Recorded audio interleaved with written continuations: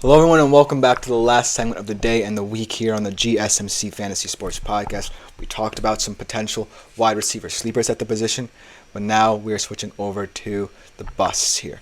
And all of these guys, I think, are legitimate contenders to be busts because I think the overarching theme here is age. There are some young guys on this list, but I think that the overarching sentiment is that while the wide receiver market is the most expansive out of any in terms of fantasy football, there are still guys who age, whether it's fate of circumstance or a concern, will not profile as either wide receiver 2s or even 3s. So this is what I think about this list. Without further ado, let's jump into that list as well. Let's start off with a guy who is getting up there in age, getting into his 30s, and a lot of negativity is surrounding this receiver in this offense, and that is Amari Cooper. Now, Amari Cooper, you might say, will get the lion's share of targets in the Cleveland Browns offense, but I can't get past the fact that Amari Cooper is a name who is losing its luster a little bit. In previous years, Amari Cooper could have been a high-end wide receiver 2, maybe even a wide receiver 3. But right now, even though he's projected to get a lot of targets, and the Browns are an offense that might want to pass a little bit more this season to see if Deshaun Watson can refine that form that he had on the Texans, it's just someone who does not have the profile anymore. He did have 8.4 targets per game last year, but it was only the wide receiver 16 last year. And the Browns did commit $40 million to Jerry Jeudy, so I think of him very highly, Jerry Jeudy. Also, the question is whether or not, Deshaun Watson is the guy for the Cleveland Browns, and we talked about his restructuring his deal. A lot is banking on that, and a lot is banking on Deshaun Watson to be good. So there's a lot of pressure in that situation because the Browns potentially, even though they saved $36 million in cap space for next season with that Deshaun Watson restructuring, if he does not play well and they cut him, they are in a deep hole in that situation, in that regard. So that also brings the pressure into Amari Cooper's court as well.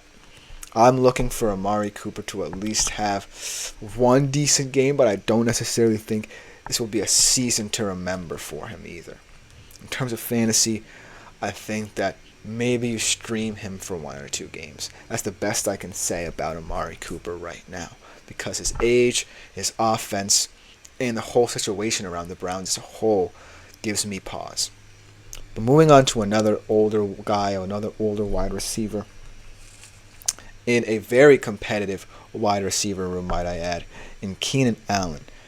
The reason why Keenan Allen could potentially be a boom candidate is because obviously he has experience, and that has to count for something in a Bears offense that's breaking in a rookie QB. That being said, though, an interesting stat that I found about receivers entering their age 32 season, as Keenan Allen will be, is that only 4 since 2000 have averaged 22.5 or more fantasy points per game. Now, Keenan Allen certainly is, in my humble opinion, a bigger, more experienced name than Amari Cooper, even though both of them are around the same age. But when I think about the Bears' offense as a whole, targets might be hard to come by because Caleb might like the fact that they drafted Rome Odunze, and he might like the fact that DJ Moore has that experience. So on the Bears, most importantly, and Keenan Allen is in this weird situation where he's either lending that experience to Caleb and not getting as many targets, or actually getting a fair share of targets, but not necessarily producing with them. So he's kind of a weird situation where he could be a boom, but he's more likely to be a bust. As poets, seers, and sages, I agree with completely the sentiment. Too many mouths to feed. That's really what the whole gist of the situation is, and that's a fantastic point. Who is going to get the majority of targets in this offense? We don't know. I don't think it's going to be Keenan Allen, though, as much as I think experience should factor into it. And then our youngest guy on this list, I'll talk about Malik Neighbors a little bit, but let's also talk about the guy who I actually put on this list, Calvin Ridley. He is also getting up there in age, but I still think he has a little bit more value than Keenan Allen or Amari Cooper, but he still potentially is going to be a bust. He only had a 55.9% catch rate last year. That was the lowest among the top 40 players at the wide receiver position in targets. So, while he is in a Titans offense where he's expected to get a lot of looks because Will Levis seems to be confident throwing the football down the field, is he going to produce enough, or is his drop rate going to continue to get higher and his catch rate continue to get lower? That's one of my concerns. And he's also one of those guys who I'm looking at in terms of age. As Tap to Learn says, all about well with Ridley. I completely agree. I think that it could go either way here. I think that Ridley still has some good years in him, and Will is a young quarterback who is willing to appreciate that sentiment. But at the end of the day, this could be a horrible experiment where Calvin Ridley just does not potentially live up to a wide receiver 1 or 2 billing. Had an insane number of drops for me last 2 years, it says Tap to Learn. I actually believe he was on my fantasy team last year, and I agree with that. He had a lot of frustrating moments in my fantasy team as well. So Calvin Ridley just overall profiles as someone who I can't necessarily get behind for a full fantasy season. But another guy, like I said, a more young guy, in fact a rookie, who profiles, we talked about him a little bit, Malik Neighbors. And as much as I want to love Malik Neighbors because he profiles as a very exciting guy, a lot of speed, a lot of physicality, a lot of intelligence at the wide receiver position coming out of LSU, it's just an abysmal offense. Like, what more can we say about the Giants that hasn't been said before? What more can we say about Daniel Jones? As time and time again, he has failed to live up to expectations, and there was a point this offseason where it looked like he might not even be a Giant.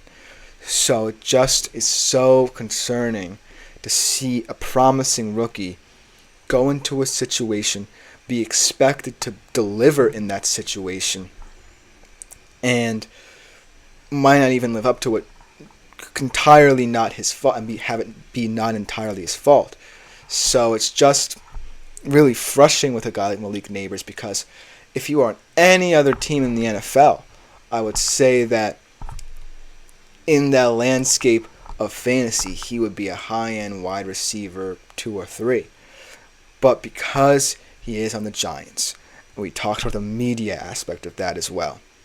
As Tap to Learn says, Dable's not a genius.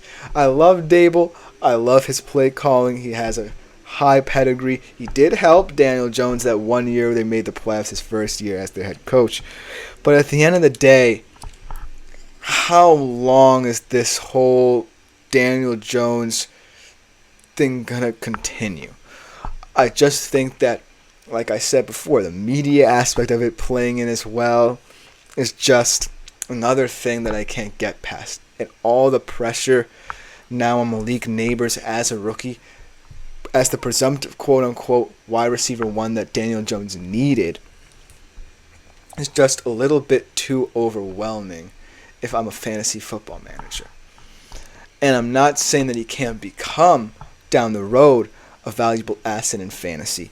It's just really dependent on how much of either a dumpster fire the Giants are going to become, or if there is any hope and optimism surrounding this offense. Right now, I'm more in the former camp. That this thing looks more and more like a dumpster fire every single day. I'm sorry to all those Giants fans out there, but I just can't get past the fact that, Daniel Jones has had this whole saga about them where he had that redemption arc in 2022. Everyone thought highly of him after that. He got that contract extension, the neck injury last year, and now this year, in preseason even, looking pretty atrocious if you want my honest opinion of him. So, there's just so much going on in the world of the New York Giants that's not positive. But looking at all these busts, there are a lot of similarities here, which makes a lot of sense considering the wide receiver market, because when we talk about all these guys in tiers 1 through 4, they are guys who you really like. And these guys, even though they may eventually fit into a tier, just have so many negative aspects surrounding them. Whether it be like a Malik Neighbors in a team and situation that doesn't necessarily suit him, or an Amari Cooper whose age is a concern and also is in an offense that might want to work past him eventually. It all comes down to preference, right? I like preaching balance, but if you are a risk taker, and judging by the comment, there are some of you out there, go ahead. But these busts speak for themselves, I think. They are all in weird situations. They all have age concerns. They all have even have health concerns. So it's always going to be a tightrope to walk with certain positions. But that will just about do it for today's edition of the show. Thank you all for your comments. Continue them. Avail yourself to all the ways you can contribute to the show through super chats, super thanks, and super stickers on YouTube. Like, follow, and subscribe to the show in the network. As a whole, everything you do for the network is greatly appreciated. That being said, this has been the GSMC Fantasy Sports Podcast. I have been Christopher Shepard. We will be back on Monday, same time as always, 3:30 p.m. Eastern Standard Time in the United States of America. We'll be back better than ever. Thank you all for watching today's show.